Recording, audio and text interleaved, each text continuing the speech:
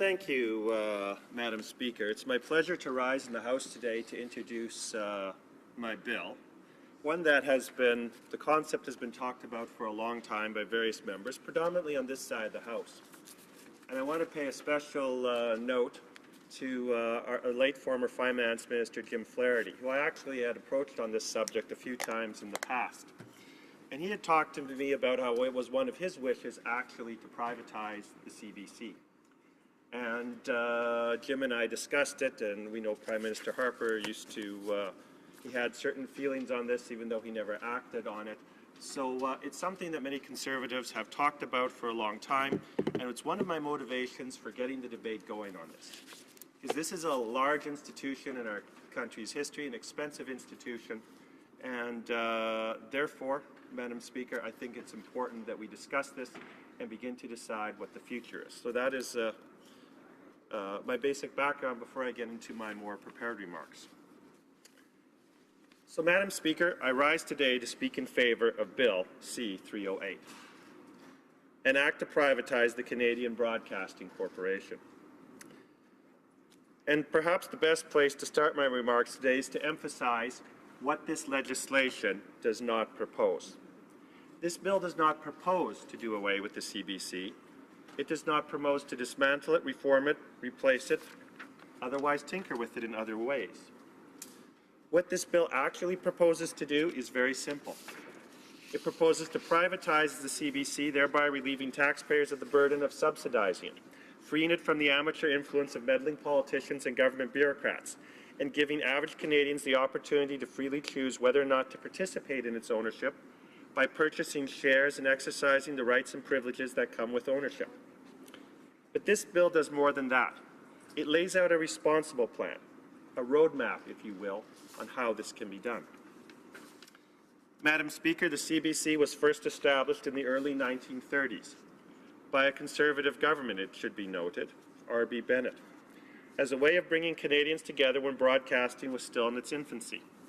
At the time, the sheer size of Canada, the relative sparseness of its population, and the remoteness of many of its communities made direct participation of the government in the project a necessity. Those days are long since past. For decades, privately owned and operated radio and television broadcasts have been providing precisely the same services that CBC was created to provide. Today, there are 3 networks with very professional broadcast news services, plus a host of excellent English and regional French news operations. On top of the news provided by each of these networks, there are 3 full-time cable news channels. These entities have demonstrated that state ownership and taxpayer support of a national broadcaster is largely unnecessary. And with the emergence and growing availability of the Internet and satellite communications, that need has been reduced to absolutely zero. Let me be clear, this bill is not a reflection of the quality of CBC's products. Everyone in the House will have an opinion about that. Some will be very supportive, while others very critical. None of this matters, though, because the focus of Bill C-308 is neither the character of the CBC nor the quality of its products and services. The focus of this bill is the CBC status as a state-owned entity and its consequent costs to taxpayers. Let's take a few minutes to discuss those costs. Each year, taxpayers provide the CBC with more than $1 billion in subsidies. That is in addition to the approximately $600 million a year in revenue it receives from subscribers, through cable companies and advertisers, including, among other advertisers, the Government of Canada and other governments. Last November, the CBC delivered a position paper to the government proposing that its television operations become ad-free and that $500 million be added to its current annual appropriation to make up for the anticipated shortfall in revenue. That would make the CBC's annual cost to taxpayers more than $1.5 billion. Imagine what $1.5 billion a year could do. Instead, we are using that money to ensure that the CBC continues to provide allegedly vital services to Canadians. But here's my challenge to those who make that claim. Name one service, vital or otherwise, that the CBC provides that is not provided by other broadcasters or through other media, such as the internet or the satellite. The answer, Madam Speaker, is none.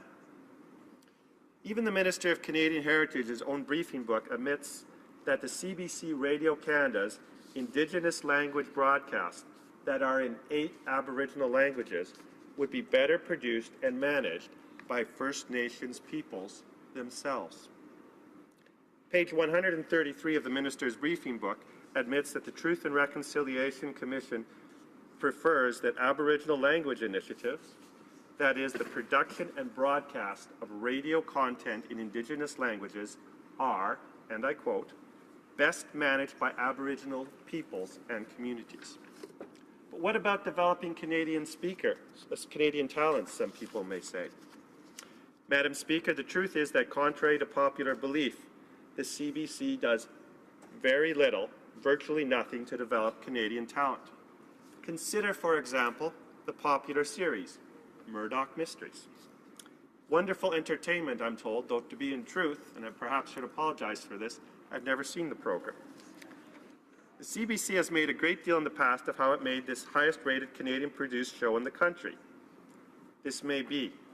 But conveniently forgotten in that narrative is that Murdoch Mysteries was developed and produced by Shaftesbury Films, a private production house, and it was not picked up by the CBC until 2013, its 6th season.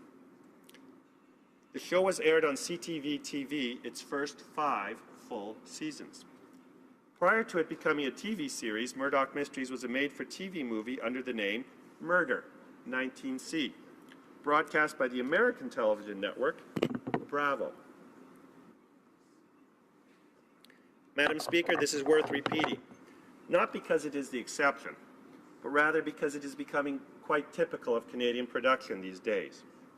Murdoch Mysteries was originally developed by a private Canadian production company for an American TV network, and when it became a television series, it was broadcast by a private Canadian network for 5 seasons before the CBC became involved. The success of this and so many other Canadian productions is due to the quality of the product, the talent of the Canadian producers and actors, not the unique support of the CBC. And yes, many of these productions have received help through special tax credits and artistic grants, but none of that assistance is tied to the CBC. Privatizing the CBC, or even eliminating it, would in no way impact the availability of that assistance. So why privatize the CBC? Why not dismantle it altogether, as some of my colleagues on this side of the House have suggested? Well, Madam Speaker, I do not think that is a fair solution.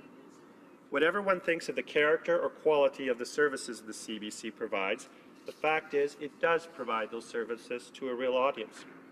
Simply shutting down the corporation would deprive many Canadians of a product they have come to know and in some cases love.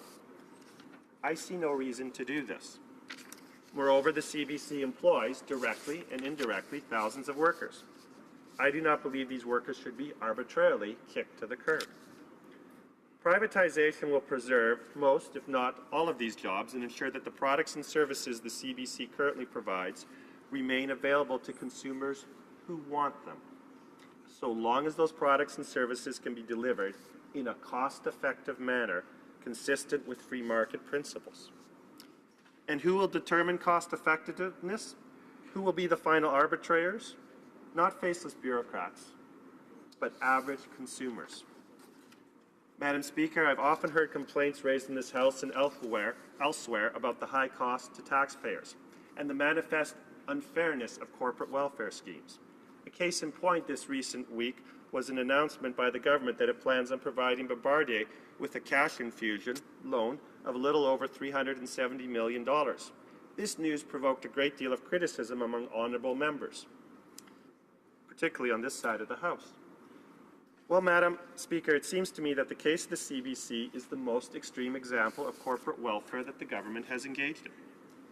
How can members oppose a one-time subsidy of $370 million, which I am not defending, yet turn a blind eye to an ongoing corporate subsidy of more than $1 billion a year annually? This makes little sense to me. It also makes little sense to taxpayers who support the idea of privatizing the CBC, and their support is strong and nonpartisan. A January 2014 poll by Abacus Data found 45% of those surveyed supported or strongly supported selling the CBC, compared to 34% who were opposed, while 21% were undecided. The same poll found 45% of self-identified liberals supported privatization, versus 39% who were opposed. Self-identified New Democrats were split, with 44% supporting privatization and 45% opposed. And for Conservative supporters, it's worth noting, 63% of self-identified Conservatives in the same poll supported privatizing the CBC. This sentiment was hardly unique. A poll conducted at the time of the last budget revealed that most Canadians, by a wide margin, either outright opposed restoring funding cuts the previous government made to the CBC, or were at the best ambivalent. That poll said only 27% of respondents supported increasing funding. Another reason, Madam Speaker, why privatization makes such good sense is because it gives taxpayers the opportunity to derive some financial benefit.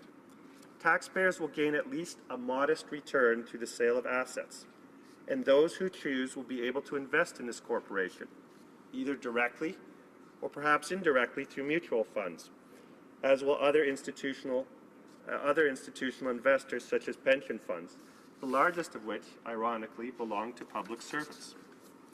This would not be the first time Canadians have moved large corporations out of the hands of the government and into the private sector. During the 1980s, the government privatized both Petro-Canada and Air Canada.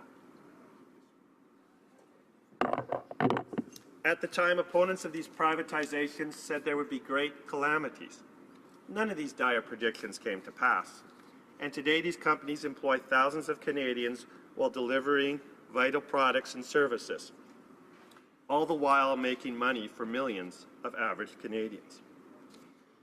Indeed, it is no exaggeration to say that many elderly Canadians today who vehemently protested the decision at the time are now benefiting from the benefits of privatization in the 1980s through their pensions. Mr. Speaker, the CBC is not a national institution as it is so often described. It is a television and a radio broadcast company. No more and no less. At one time, it provided Canadians with the news and with a new and vital service that might not have been available without direct assistance of the government. Those days are long since gone. The CBC is like an adult child who lives in the basement of their parents' home, trying to discover themselves at their parents' expense. Mom and Dad love him, but that doesn't change the fact that it's time for him or her to move out and make his own way in the world. Mr. Speaker, as I've pointed out many reasons why I support this bill I've presented, I ask all members of this House to give it thorough and thoughtful commentary, and I ask all members to support this. It's time for a change, Madam Speaker. It's time that we had a CBC that was private and in the hands of Canadians, not in the hands of the government. Thank you very much.